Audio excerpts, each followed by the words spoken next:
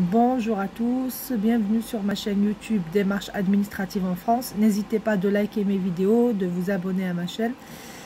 Là, aujourd'hui, je vais vous présenter quels sont les documents à fournir pour avoir la nationalité française.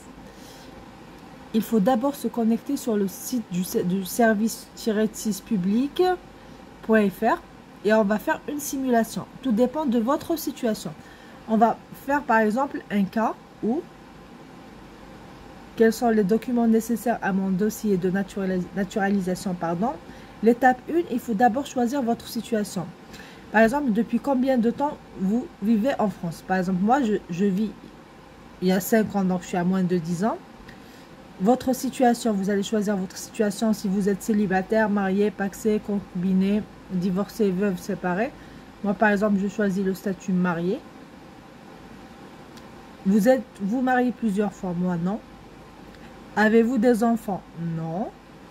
Êtes-vous dans l'une de ces situations, réfugié politique, apatride, entré en France avant vos 18 ans? Moi, je ne suis dans aucun des cas, donc je prends la dernière. Avez-vous fait changer votre nom? Non. Je garde toujours mon nom. Voulez-vous le changer? Non.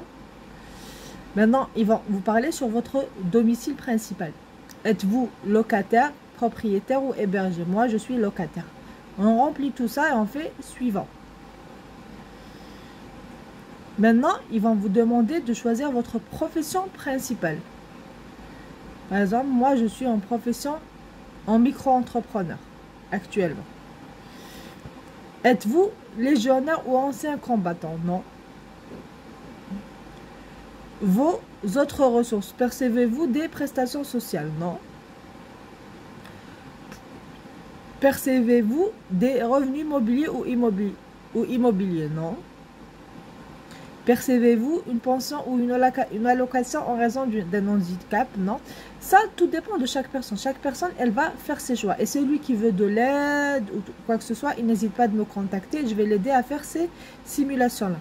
Êtes-vous à la charge de vos parents? Non.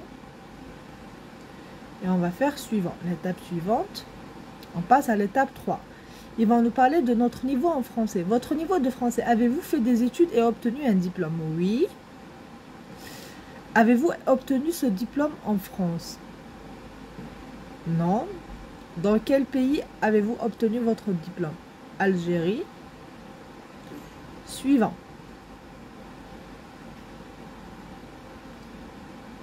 Là, ils vont nous donner à télécharger la liste. Choisissez votre département d'abord.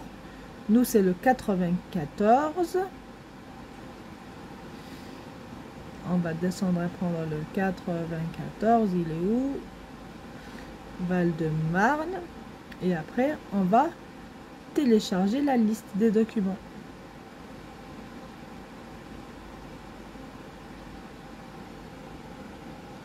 Là, le document est téléchargé. On va voir quels sont les documents à fournir.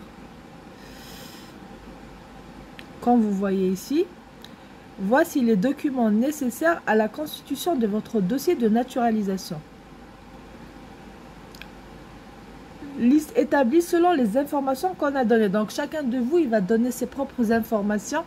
Il va donner tout ce qu'on avait fait tout à l'heure. Il va faire ses choix. Et après, ils vont lui donner une liste de documents à fournir. Par exemple, moi, selon ma situation, ce qu'ils m'ont demandé, ils ont demandé un formulaire de demande d'acquisition de nationalité française, CERFA numéro 12753, rempli, daté et signé en deux exemplaires. Ce formulaire-là, il faut le télécharger sur Google directement.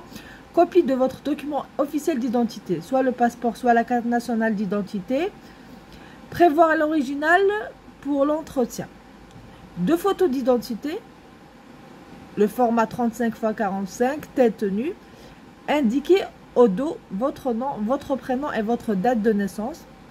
Un timbre fiscal électronique, accès à la nationalité française de 55 €. Copie de votre titre de séjour valide recto verso. L'original devra être présenté à l'entretien. Si vous faites une demande par courrier en France, enveloppe timbrée à votre adresse, plus une lettre suivie de 500 grammes vierge. Ces lettres-là, en général, c'est pour qu'on vous réponde à l'intérieur directement.